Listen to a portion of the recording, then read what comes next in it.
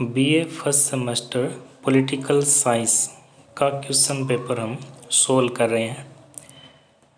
Chaudhary Devilal university दिसंबर 2021 का ये question paper है। क्वेश्चन पेपर में 9 प्रश्न है, 9 में से कोई 5 प्रश्न करने हैं। 9वां जो क्वेश्चन है वो आपका ऑब्जेक्टिव टाइप है, जिसको हम सोल्व भी करेंगे। क्वेश्चन नंबर 1 इसमें पूछा गया है, भारतीय संविधान की मुख्य विशेषताओं का वर्णन कीजिए। क्वेश्चन नंबर 2 पूछा गया, भारतीय संविधान द्वारा प्रदत्त मौलिक अधिकारों का वर्णन कीजिए, क्या यह अधिकार असीमित है। क्वेश्चन नंबर 3 पूछा गया है, भारत के राष्ट्रपति की शक्तियों, कार्यों तथा स्थिति का वर्णन कीजिए। क्वेश्चन नंबर 4 पूछा गया, राज्य के मुख्यमंत्री की स्थिति तथा भूमिका का उल्लेख कीजिए।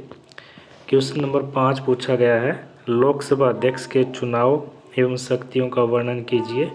क्वेश्चन नंबर 6 पूछा गया, पंचायती राज से संबंधित 73वें संवैधानिक संशोधन के मुख्य प्रावधानों तथा विशेषताओं का वर्णन कीजिए।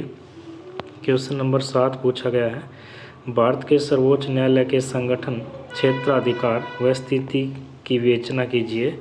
और क्वेश्चन नंबर 8 पूछा गया, भारत में न्यायिक सक्रियता पर एक निबंध लिखिए। क्वेश्चन नंबर 9 जो है वो ऑब्जेक्टिव टाइप है। उसमें ऑब्जेक्टिव टाइप में पहला प्रश्न है, भारतीय संविधान को कब लागू किया गया। भारतीय संविधान को 26 जनवरी 1950 को लागू किया गया। ऑप्शन ए करेक्ट है। राष्ट्रपति लोकसभा में कितने सदस्य मनोनीत कर सकता है। राष्ट्रपति लोकसभा में 2 सदस्य मनोनीत कर सकता था पहले,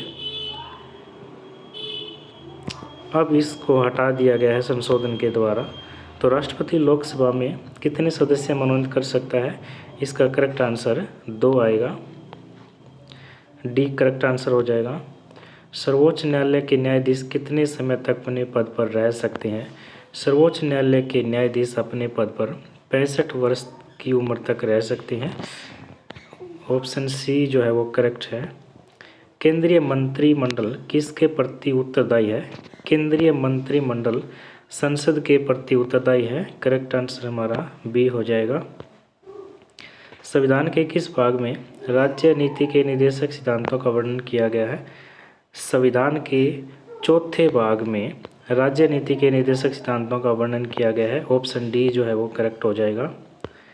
अवशिष्ट शक्तियाँ निहित हैं, अवशिष्ट शक्तियाँ संसद में निहित हैं। हमारा ऑप्शन बी जो है वो करेक्ट हो जाएगा।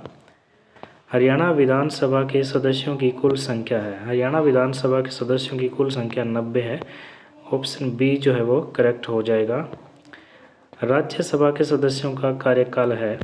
राज्यसभा के सदस्यों का कार्यकाल 6 वर्ष है।